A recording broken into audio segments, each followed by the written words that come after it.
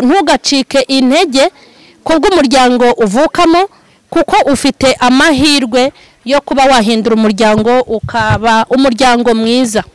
Hari abantu benshi usanga bavuga ngo ubwo ntakunzwe n'iwacu nanjye sinakunda abana banjye, ubwo ntishimiye iwacu nanjye sinashimisha abana banjye, ubwo ntahawe keya nanjye ntago nayitanga. Ibyo ni imyumvire y'abantu mufite. Ushobora kuvuka mu muryango mubi ukubaka umuryango mwiza, ushobora kuvuka utarahawe keya n'ababyeyi bawe ariko wowe ukayiha abana bagukomokaho, kubera ko ari ibyo turamutse dutekereje ngo nituvuka turi babi tuzakura turi babi, niduhemukirwa natwe tuzahemukira abandi. Hoya, ntago ugomba kubaka ubuzima gutyo nk'urubyiruko. Wowe ugomba kurwanya ikintu kitagenze neza mu buzima bwawe, mu ruhande rwawe kikazagenda neza nta kibazo. Kandi ntugakure wumve ko hari abantu bagomba kuzakwitaho, nawe uzakure uzi ko hari abo ugomba kuzitaho. Abantu benshi bafite imyumvire imeze gutyo, umukobwa agakura yumva ko afite abazamwitaho, ariko ujye umenya ko hari ahantu ubuzima bugukatisha, hanyuma nawe bukazatuma ugira abantu witaho. Ntugakure rero wumve yuko uri umuntu uzagurirwa ipantaro, uri umuntu uzagurirwa imyenda, uri umuntu uraho. Ahubwo uzogomba gukura uzi ko nawe ushobora kuzahagarara mu cyuho ukazagira abantu bazatera imbere bagakomera. Turabashuhuje mu izina rya Yesu Kristo w'i Nazareti. Mwebwe abakurikiranye Mama Sharirene Official, amahoro y'Imana nabe muri mwe. Nizere ko muguwe neza aho mudukurikiranira muri mu gihugu cy'u Rwanda mu ntara zitandukanye, kandi nizere ko muguwe neza abari mu bihugu by'abaturanyi by'ababanyi, abari mu bihugu bya Afrika, abari muri Amerika y'Uruguru n'Epfo, abari muri Europe, muri Asia, muri Australia. Mwese amahoro y'Imana nabe muri mwe. By'umwihariko turimo gusuhuza urubyiruko mwese aho muri mugenda mukurikirana ikiganiro cyitwa Tegura Ejo Rubyiruko tujya tubagezaho kuri Mama Sharirene. Turi mu kiganiro cyitwa Tegura Ejo Rubyiruko kugira ngo habe heza. Twagiye tuganira mbabwira yuko imbere hawe ari wowe uhafite, mama na papa ari inshuti zawe n'abatera nkunga b'ubuzima bwawe, kandi twasanze ko uhatesheje agaciro wahatakaza, ariko ukomeje kuhashyira imbaraga ntago wahatakaza. Turi mu kiganiro rero cyitwa Tegura Ejo Rubyiruko, nicyo tugiye kuganira, aho tugiye kuganira kandi dukoresheje impuguro nyinshi zitandukanye. Ndashaka tuganire kuri aya magambo mbabwira ngo ntugacike intege kubw'umuryango uvukamo, kuko ufite amahirwe yo kuba wahindura umuryango ukaba umuryango mwiza. Imana ibahe umugisha. Ntuzacibwe intege n'umuryango ukomokaho, kuko ufite amahirwe yo kubaho ukarema umuryango mwiza wishimiye.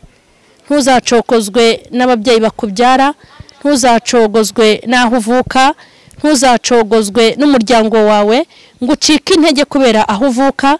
Muri wowe ufite imbaraga zo kurema umuryango ugukomokaho mwiza kandi wishimye, ubayeho uko ubyumva. Nibyo nashakaga rero guhumuriza urubyiruko.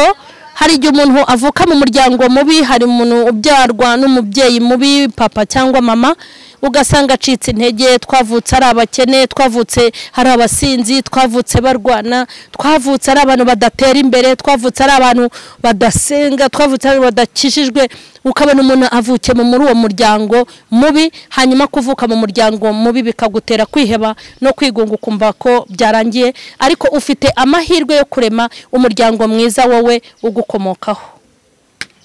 Yego, mu kiganiro cyitwa Tegura Ejo Rubyiruko rero nibyo nshaka kukubwira ngo wirememo icyizere cy'uko ushobora kubaka umuryango udashingiye kuri papa na mama, hanyuma ukazagira umuryango mwiza, ukazaba umugabo mwiza wateye imbere wabaye umukire, ukazaba umugore mwiza. Birashoboka rero, kandi byose biri mu kiganza cyawe. Ubwo rero hari abantu benshi b'urubyiruko bagenda bavuka ahantu henshi hatandukanye, hanyuma kumva ko ubukene yavukiyemo bwase nawe azapfa yarakennye nka se.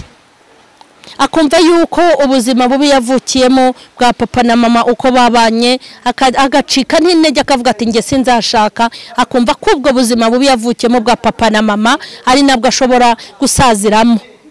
Ariko wowe ushobora kuzaba umupapa mwiza ugahura n'umumama mwiza, mu kubaka ibintu byiza, hanyuma ibyo wabonye iwanyu mu rugo ntuzabibone iwawe mu rugo. Ndashaka kukuremamo rero kuba wagira uruhare rwo kubaka umuryango mwiza. Hari abantu benshi usanga bavuga ngo ubwo ntakunzwe n'iwacu nanjye sinakunda abana banjye, ubwo ntishimiye iwacu nanjye sinashimisha abana banjye, ubwo ntahawe keya nanjye ntago nayitanga. Ibyo ni imyumvire y'abantu mufite. Ushobora kuvuka mu muryango mubi ukubaka umuryango mwiza, ushobora kuvuka utarahawe keya n'ababyeyi bawe ariko wowe ukayiha abana bagukomokaho, kubera ko ari ibyo turamutse dutekereje ngo nituvuka turi babi tuzakura turi babi, niduhemukirwa natwe tuzahemukira abandi. Hoya, ntago ugomba kubaka ubuzima gutyo nk'urubyiruko. Wowe ugomba kurwanya ikintu kitagenze neza mu buzima bwawe, mu ruhande rwawe kikazagenda neza nta kibazo.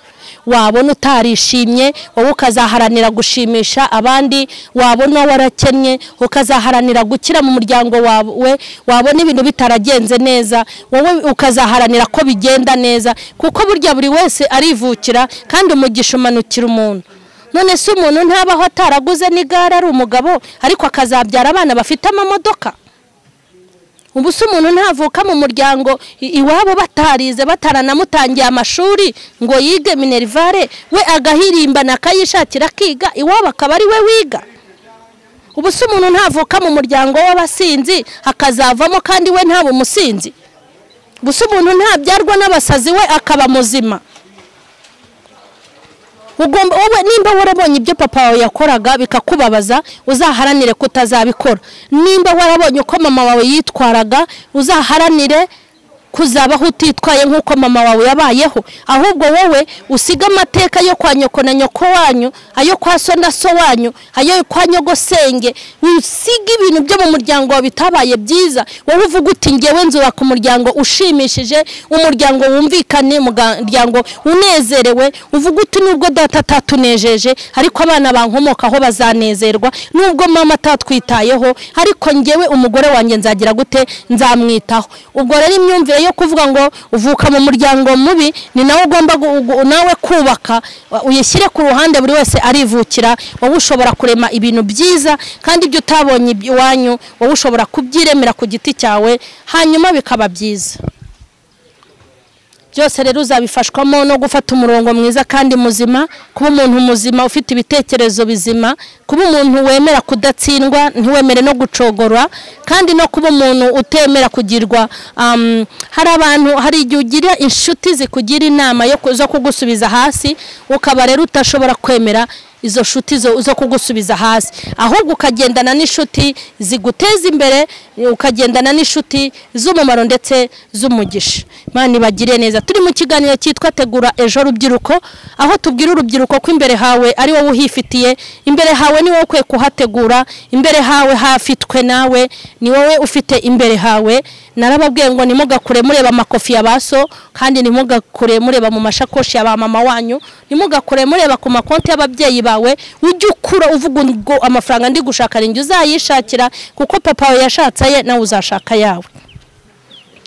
Kandi ntugakure wumva ko hari abantu bagomba kuzakwitaho, nawe uzakure uzi ko hari abo ugomba kuzitaho. Abantu benshi bafite imyumvire imeze gutyo, umukobwa agakura yumva ko afite abazamwitaho, ariko ujye umenya ko hari ahantu ubuzima bugukatisha, hanyuma nawe bukazatuma ugira abantu witaho. Ntugakure rero wumve yuko uri umuntu uzagurirwa ipantaro, uri umuntu uzagurirwa imyenda, uri umuntu uraho. Ahubwo uzogomba gukura uzi ko nawe ushobora kuzahagarara mu cyuho, ukazagira abantu bazatera imbere bagakomera kandi biguturutseho. Rero wigirira icyizere, kuba utarize, kuba iwanyu batarize ntibivuze ko utaziga ngo urangize. Uziga urangize ndetse wige cyane. Kuba iwanyu nta mafaranga yahabaye ntabwo bivuze yuko amafaranga azacika mu muryango, uzatunga yawe. Kuba kandi iwanyu hari ibintu bidasanzwe byagiye bihaba mu muryango ntabwo bivuze kuzomatana nabyo, ahubwo urwana urugamba rwo kugira ngo uzaharanire kuzagera ku cyo wifuze ko ubacyo. Uzaba umugabo mwiza, uzaba umugore mwiza, uzubaka umuryango mwiza, uzakunda abana bawe, uzakunda umuryango wawe, uzaba umuntu w'umumaro mu gihugu, umuntu w'umumaro mu itorero, kandi uzagirira umumaro abo muziranye, abo mwamenyanye, aba hafi ndetse n'abakuri.